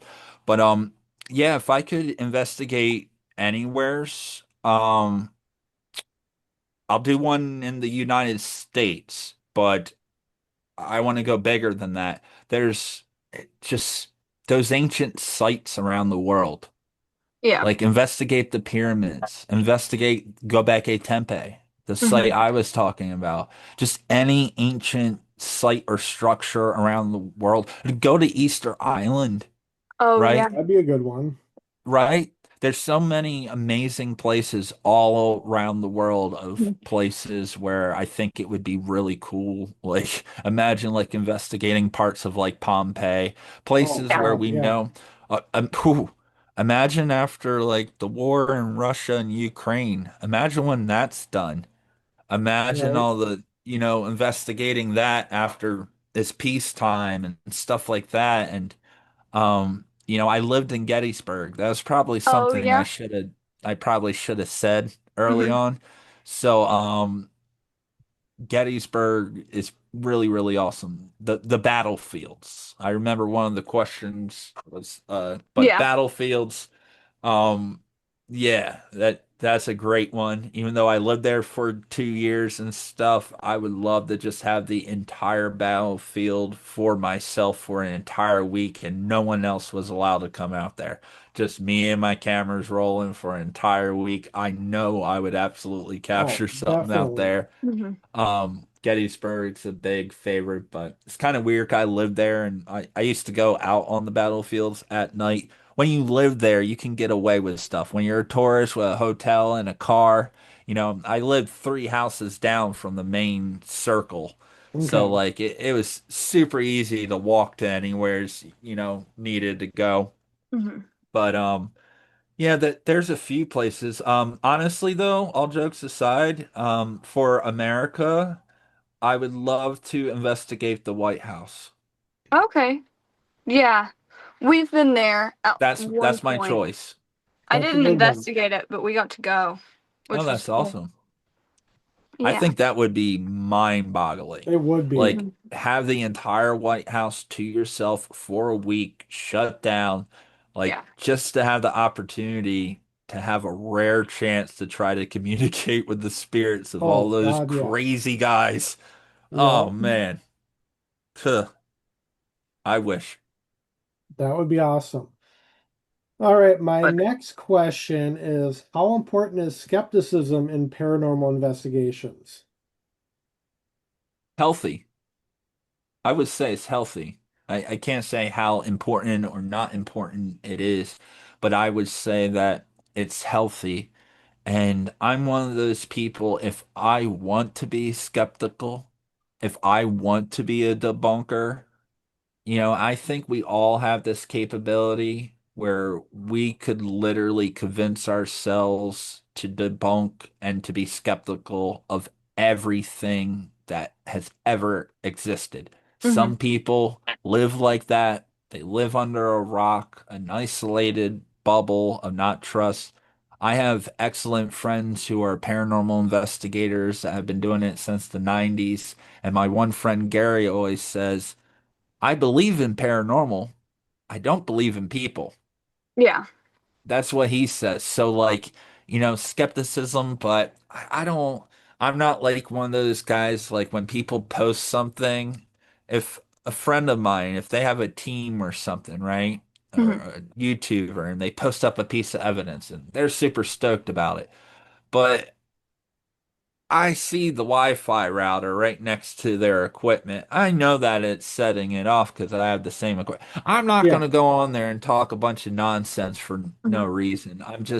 I Yeah. live by the movie Bambi. I grew up on that, and if you don't have anything nice to say, don't say anything at all. Hmm. So I can be skeptical inside of here, but I keep that to myself because the Yeah. line of skeptical and asshole is very thin, Hmm. very thin. So I try my best to just refrain and instead of bash, maybe teach. I like teaching, Yeah. Okay. you know, add information. I just don't like putting other people down because honestly, if I mean, both of you could do the same thing. If you really wanted to, every piece of evidence that you see, if you really, really wanted to, you could come up with some insane explanation Oh, for because sure. for Yeah. every explanation of what it is or isn't, Hmm. it's endless. We don't know what these things are or how they're happening. Therefore, Yeah. the skepticism can just be as long as the knowing. It's Hmm. like just because you believe in something but you don't understand it, I mean, there's room for that skepticism, Yeah. you Hmm. know? Yeah. A lot of things I've seen, now that you bring it up, there's been times on investigations where something happens and I debunk myself prematurely. I hate when I do that. Like cause then it's actual activity and like there's been times something goes off. I'm like, oh, you must have set it off. And then dark room, we're all in IR. I realize my buddy's standing like 4 feet away from the REM pod. Mhm. He didn't set it off. But like Yeah. I'm like, oh, you must have got too close, you know? And then I'm reviewing the footage, putting the episode together, and I'm like, I debunked actual activity as something that wasn't. It's happened Yeah. a few times where we've had things. When we did what was Sanitarium, we were in the toy room and a toy flipped over completely on its side, got Hmm. knocked over, and started playing music. It was Wow. freaking wild. And I swore that it was the guy I was investigating with. I thought Hmm. maybe he walked back into it and kicked it over. Well, when we reviewed, I was filming, when we reviewed the footage, his foot was nowhere near it. And Wow. but the whole video was kind of messed up because I'm just screaming, dude, that had to be you. That had to be, that had to be, that had to be, because like, come Mhm. on, this Right. creepy ass toy's just gonna flip and go flying over. No, Yeah. Well, it's like that's what happened. I kind of had a situation like that. So this past March, we were down at the Sally house, and Oh, I was up in Sally's room, the only one in there.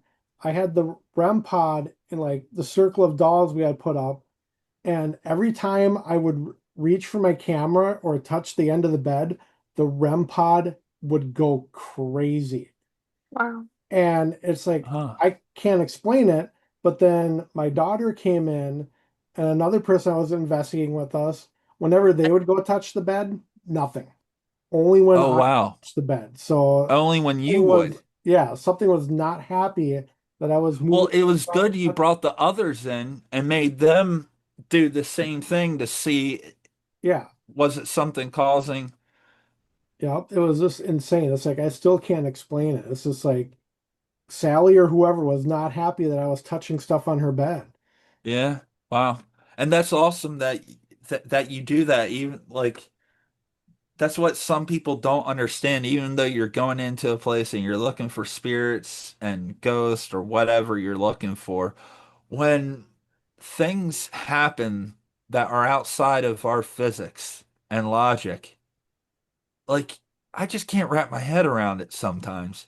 And I guess my first instinct is to like the logic part of my brain. There's cause and effect. Yep, Something's it just happens accidentally. And I yeah, that's funny that you've done the same thing where we're like accidentally debunk ourselves. But sometimes I leave that in the video and then like I write in text, as you can see, that wasn't blah blah blah blah. I write something like that to let people know. But sometimes though I get upset because that's a moment where activity is going on and I'm like, it's nothing. I'm like, no. What right. what can you do? All right. So Paranormal. my last question is actually going to be kind of a two-parter. Oh boy. So after you hang up the camera and step away from investigating, what do you want your legacy to be remembered as? And then say when people listen to this episode years from now, what's the one message that you want or that you hope stays with them after the conversation ends? I am history. Uh, no, I don't I I don't care if people remember me or not. I I've done so much research in history, you know, Mhm. it's just a blip. Everything now will be forgotten a couple thousand years from now. There's no point to try to be remembered. And if you are remembered for anything, it should be for doing good unto others. Mhm. Good answer. So hopefully I'm remembered for doing good onto something. That's been a common occurrence even when I was in the UFO and aliens. I had a podcast. I was interviewing other experiencers, giving people a voice, a platform, because I knew what my mother went through, not having anyone believe in them. I Yeah. did that. That was my whole like mission to help people get out there. When I was a pastor, all the people I helped. When I lived in the Middle East, I was a teacher, so I was teaching and my students, everything, having a great time. I've just always tried to do right by people, and now I'm not only trying to do right by spirits and the history by keeping the history alive, but I'm also trying to help the people who own these places, help people who maybe lost a loved one and they're personally being haunted by them, maybe give them some closure so that spirit gets to move on and they get to move on too. So like yeah, but at the I don't care if I'm not here to be remembered. I'm more so here to be forgotten. And my wisdom, I've learned that from wisdom. And the reason I said I am history, that was kind of a joke. That was the name of my band. Okay. And the band name comes for Bible time. Take you to Sunday school. It came from a book I liked. It was called Tale of the Three Kings. It was Hmm. kind of written like a playwright, but it was going over King David's life. And in the very end of the book, as King David is sitting there, keep in mind, being the emperor of all that, before that, taking down Goliath, the time he spent running in caves, writing Psalms and Proverbs, running for his life, writing the most beautiful songs that we would ever sing, running all this stuff, all these different moments. Well, now he's sitting in his old end of his life. He has people trying to take his throne. He's trying to get his son to do it. A lot of chaos going on. And in the book, he looks to a sage, his keeper, his little guy he talks to. And he asked him, he's like, when I was this age, I did this. When I was this age, I did that. You know, what should I do now? And he said, do the same thing you've always done. And he goes, Sage, what is your name? And the sage says, I am history.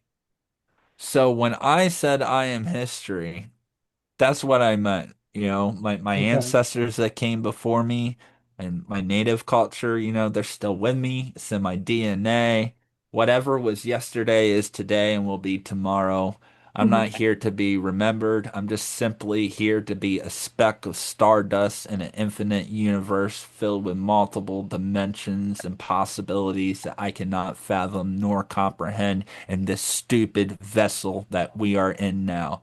The human body, I've been cruel to this body hard. I'm just kind of crazy because I don't care about it. I know it's a vessel, and it's what's inside these vessels. That's what we are investigating, Hmm. right? Very good answer. We're not investigating physical bodies. So this Yep. this bearded 6'8" Bigfoot looking character, this doesn't matter. Our souls are internal. So I don't need to be remembered because if I ever did want to be remembered, my soul would manifest itself into something that would do something worth being remembered. Hmm. All right. That Very, is a That's very great good it. answer. answer. Wow. Love it. Simple, Yep. different, out the box. It's been a blast. It has. Thank you so much for Yeah. being our guest tonight. Yeah. I hear a little southern accent. Where you come from? North Carolina. Oh, North Carolina. Woo-hoo. Well, my grandma, my nanny Sutton, she grew up down there. What part? She grew up in, well, she never knew the address to the place. Hmm. Really rough and tough. I have to tell this story. She grew up right outside of Cherokee, up in the Okay, that's where woods. I'm at. Yeah. Okay, well, her it was my nanny Sutton. Her name was Dolly Sutton. Hmm. She passed many years ago, but she's my great grandmother. Her son was Robert Earl White, hence I'm named Hmm. after her son. I'm named after my mom's dad, Hmm. and even my dad's last name is Orasi. So like I have a different. It's a whole mess. That's why my Facebook. You've probably seen my Facebook's Robert Orasi and then Yep. Robert Earl White. It goes back and forth. But Dolly Sutton, Hmm. her father was from the Sutton moonshining family, Yes. like popcorn I and know all all that. about him. It's the Yeah. same family. Well, Oh. my nanny's son, when she was a little girl, along with six and eight of her brothers and sisters, one day at the top of the hill, they never had an address to where they lived. They lived deep in the holler, and she always had a real strong accent. And one day they heard shooting going at the top of the hill. Mhm. Two state police on horseback got into him at his still. He got in a shootout with them. They killed him, roped Mhm. him up, used both horses, roped him up by the ankles, and they Yeah. drug him down back down the hill in front of the house. And my grandmother and her other brothers and sisters had to see their father being drug out by his ankles by the two state boys on horseback. Yeah. Then, 6 months after that, tuberculosis killed their mother, and all they were all orphaned. At Yeah. that point, they all kind of went their own way. My one grandmom made it all the way up here and started working at a local glass house, Anchor Hawken, here in Salem, and which that place is closed now, just like everything around here. But yeah, she never had a driver's license her Oh. whole entire life. Um, she retired, never had a car or nothing like that. Real backwoods. And she was Mhm. one like the people that raised me. Sometimes people kind of hear my accent and it's kind of like a combobulation of so much. Also, like Yeah. traveling, living in the Middle East for two Yeah. years. When I came back, I had a really weird accent. I Mhm. almost sounded Middle Eastern. And when you don't hear other people speaking normal English to you and all you hear is broken English, I Yeah. was speaking a lot slower and weird, but yeah, but that's cool that you're Oh, from down that way. But yeah. yep, the Whites and the Suttons, those are That's my so family, interesting. same area. So I Wow. noticed the draw. I Yeah. was curious about that. And Matthew, where are you coming out of? Minnesota. Oh, Minnesota! I love your Yep. accent out there, boy. The Yep. friendliest accent goes to Minnesota. I would say Hmm. that's the friendliest in the world. Like you can't help but smile when you hear it. Love it. Friendly people out there, right? Or is everyone mean? For the most part, you Yeah. got a few bad eggs, but that's everywhere you go. Yeah, yeah. North Carolina, New Jersey. Well, New Jersey has a lot of bad eggs. We get all the bad eggs from New New York Jersey City, is something. Philadelphia, and it's something. I was down there like last month, at the end of last month. Um and we were in the part that I thought that we were gonna be in. I thought that we were gonna be closer to Sutton, and I was like stoked because that's where one of my favorite like singers is from. And I'm like, oh no way. And then mom was like, yeah, no, we're like 2 hours from Oh, where were you in Jersey? there. It Like was, north, closer to New yeah, we were York? like an hour from Philadelphia. Oh, but north, an hour north of Philadelphia. N no, I don't think so. Okay. You're Um, probably out there because where I live, I'm about an hour or so from Philadelphia. it's Yeah. not Farmville, I don't think, but it's something like that. Okay. They were at White Hill Mansion. Yeah, Yeah. Oh, yeah, close to that. yeah, that's about an hour and a half north of me. I know. Oh, okay. Yep, yep.